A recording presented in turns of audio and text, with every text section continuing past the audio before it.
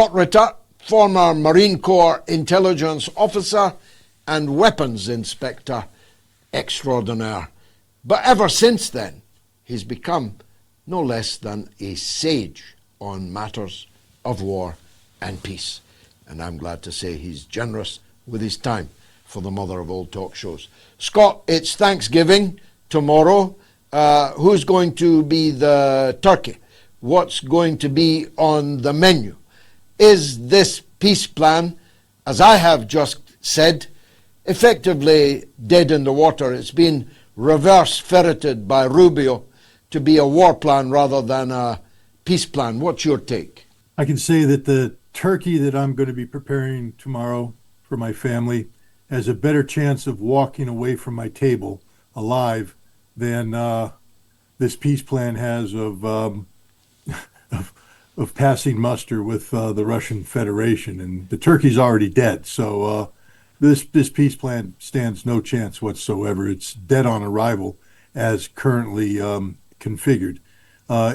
It was a poison pill from the start. I don't know, I not enough is known about, who came up with the original 28 points. There's talk about, ongoing back and forth between Kirill Dmitriev and Steve Witkoff. But, there's just some things in there. They're just so blatantly unrealistic. A 600,000 strong Ukrainian army, they started, the special military operation started with a 260,000 strong Ukrainian military, and that included over 60,000 NATO-trained forces who were rushed towards the Donbass to invade and overrun and end the separatist republics in Lugansk and Donetsk. Today, the Ukrainian military hovers around 700,000 or so. Not only is 600,000 unrealistic, apparently the Ukrainians came back and said they want 800,000. This would make them, have not only the largest land army in Europe, but that it would double the size of the nearest competitor. So, this is just a ridiculous non-starter. The Russians made it clear in their discussions in Istanbul that they would accept about a 60,000 strong Ukrainian force. That's all Ukraine needs for legitimate self-defense. Anything larger than that, is an offensive combat force, and Russia's not going to allow that. Frozen line where Kherson and Zaporizhia and parts of the Donbass remain under Ukrainian control. No, that's just a non-starter. NATO membership, non-starter.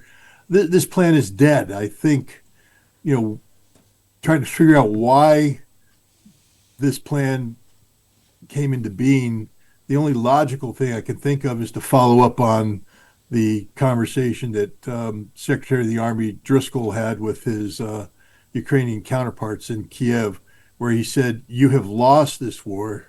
You're going to lose decisively.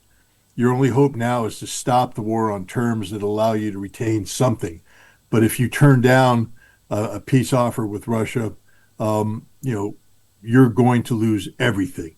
And right now we have a dialogue, an ongoing dialogue. Let's see how it shapes out. But the plan, in order to survive, will have to be radically different than what it currently is. So the question, and so many times this has been the question, is this a cock-up or a conspiracy? You see, I take the view, it's unpopular in some quarters, that Donald Trump genuinely wanted to end the war in Ukraine, but that the forces ranged against him, including in his own cabinet, principally in the form of Marco Rubio, but not exclusively, part of the Republican Party, all of the Democratic Party, all of the liberal media in the US, and all of the European Union were determined to wreck it. So the question is, was it ever real? And if so, who wrecked it and why? There are many in the establishment, Trump establishment, et cetera, who are talking about this. There are several leaks associated with leaking this 28-point peace plan is one leak. Now they're leaking two phone conversations with Russian officials and Steve Witkoff. Somebody is basically breaking the law. The 28-point peace plan there's some speculation that this was done either by Keith Kellogg or at the behest of Keith Kellogg as a final effort to undermine the peace effort. Keith Kellogg is, of course, the man who helped destroy the Alaska process, the Anchorage process. He also, is the guy who got Marco Rubio to take a hardline stance, and he was thriving. He got a huge medal from Zelensky, rewarding him for his service to Ukraine. This is an American, by the way, and that things were going his way until Lavrov had a phone call with Rubio. When Rubio tried to push the Kellogg talking points on Lavrov cut him off at the knees in a what I'm told is a very direct, blunt, uncharacteristically blunt rebuttal of the plan that Rubio was trying to push on that. And I think at that point in time, Trump realized that Kellogg was an impediment and he had to go. And I think this was Kellogg's parting gift. But it also appears that there are foreign intelligence services, more than likely the Baltic states, who have intercepted phone calls and are releasing the transcripts of these phone calls. Again, at the behest of Keith Kellogg and people like him who are trying to undermine this peace process.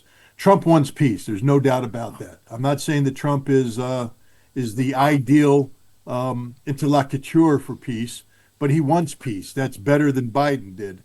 But he is being stabbed in the back at every step of the way by people like Marco Rubio, Keith Kellogg, and others who are just Russophobic at their core. So if you and I are both right, and your turkey does not rise and walk away from your table tomorrow, what happens next, Scott? Sadly, I think what happens next is Russia is going to be compelled to win this war, void of a peace treaty. I don't see how Zelensky and the Europeans can allow Russia to be given the gift of peace.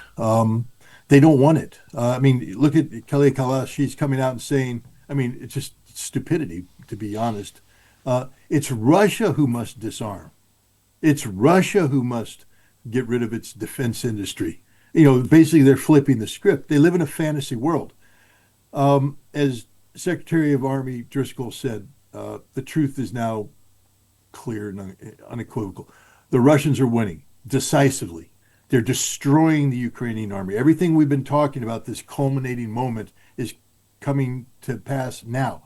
The best brigades of Ukraine are surrounded by the Russians in Kupiansk and Pokrovsk, being slaughtered as we speak. Other brigades are being surrounded in other towns which can no longer be defended. There are no reserves left worthy of the name. Ukraine doesn't have any defensive lines behind the Pokrovsk lines because the billions of dollars that were allocated to these defense were embezzled, put into the pockets of criminal people. So now the army's falling back saying, where are the trenches? Where are the fortifications? They don't exist. And what you do then, if you can't defend, the army's compelled to go into a series of counterattacks, localized counterattacks, in an effort to stop the Russian momentum. But they're doing so with equipment that hasn't been hardened for battlefield. There's no anti-drone screens. There's no steel spikes. This is just raw equipment coming in from rear areas, and Russian drones are having a field day slaughtering them. This is a bloodbath, and you're going to see a rapid, decomposition of Ukrainian combat cohesion in the days to come. The Russians are going to be starting to make huge territorial gains, and once that happens, there's no reason for Russia to go to the peace table. Russia will get everything it wants through force of arms. It's over for Ukraine. It's over. This is a tragedy. This is a tragic moment for the Ukrainian people.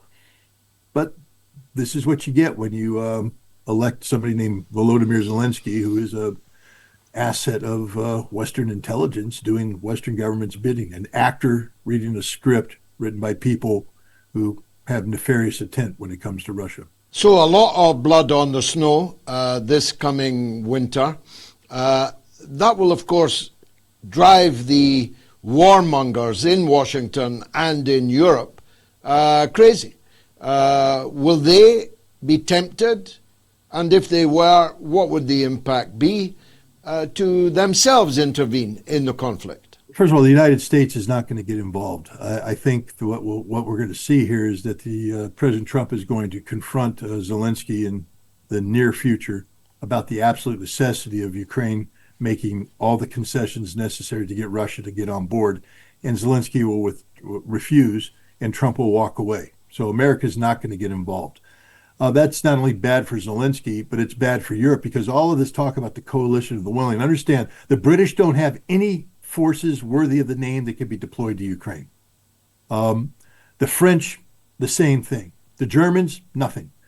There is no cohesive, combat-capable force of any size that's capable of deploying to Ukraine. And if there was, they would still require the backing of the United States, which isn't going to come. So Europe will make noise, but there will be no European troops sent to Ukraine, because that's a death sentence for those troops, and Europe understands that. And the United States will do nothing to support these troops if they are committed, on the volition of independent governments. This isn't a NATO decision. This is a decision made by this coalition of the willing, which is speaking for Europe. This war will end with the Russians slaughtering the Ukraine army and Europe sitting there with their tail between their legs. They don't have the money for a military. They don't have a military worthy of the name. And as I said, it's going to be a very, very bad winter and probably early spring for both Ukraine and Europe. So again, if you and I are correct, and that Donald Trump wanted peace but couldn't get it, that means you've got a lame duck president, doesn't it? And that's before the midterms next November.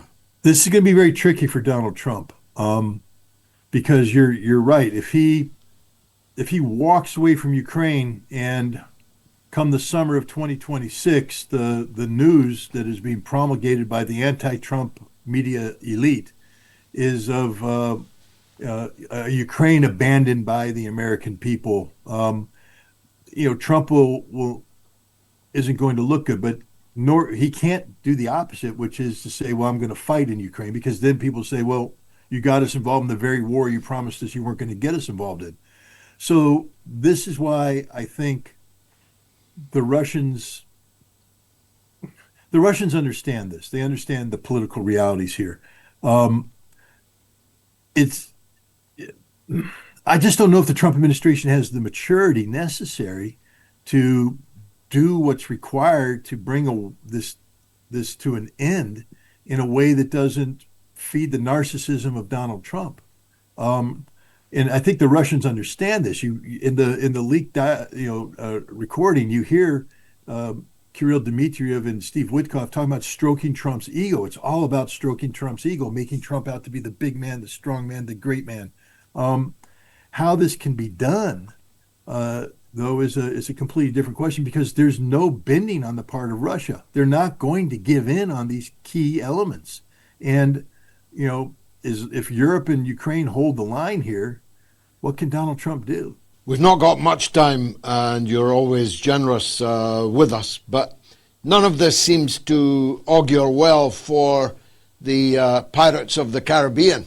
The people who are shaping up for what I think will be a Latin Vietnam. I've got to tell you, I rewatched Platoon last night, Oliver Stone's masterpiece, which was a sanguine reminder for me of just how awful the Vietnam experience was, mainly for the Vietnamese, but in no small measure for the American people themselves and their armed forces.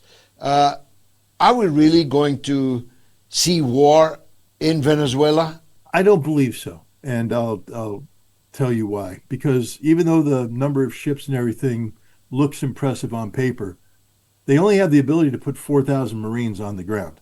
You need more, you need the Marines to seize a port facility or seize airports and then fly in additional troops, marry them up with equipment. It would require hundreds of thousands of troops just to get a foothold in Venezuela. And then we're talking about, advancing into this jungled interior. Um, that is bring your analogy of Vietnam is absolutely right. It's Vietnam all over again. Instead of speaking Vietnamese, they'll speak Spanish. Um, this is why you see Donald Trump talking about negotiations. Now, I know anybody who paid attention to what happened with Hezbollah and Iran understands the United States doesn't negotiate in good faith, and we're fully capable of committing perfidy, which is a war crime, by the way. Um, but right now, I think Trump has been told that there is no viable military solution, that the covert option isn't mature yet, and that you don't want to go off half cocked before midterms. Because again, if you go into the midterm election knee deep in a war of choice in Venezuela, where your excuse, drugs, will quickly evaporate, just like the WMD excuse evaporated in Iraq, um, you're going to lose that election. So I think Trump is going to be looking to negotiate with Maduro to come up with sort of compromise situation, um, in keeping the military pressure on and buying time for the CIA to come up with, a viable plan. But I don't see the execution of a military strike taking place until after midterm elections in November, if at all.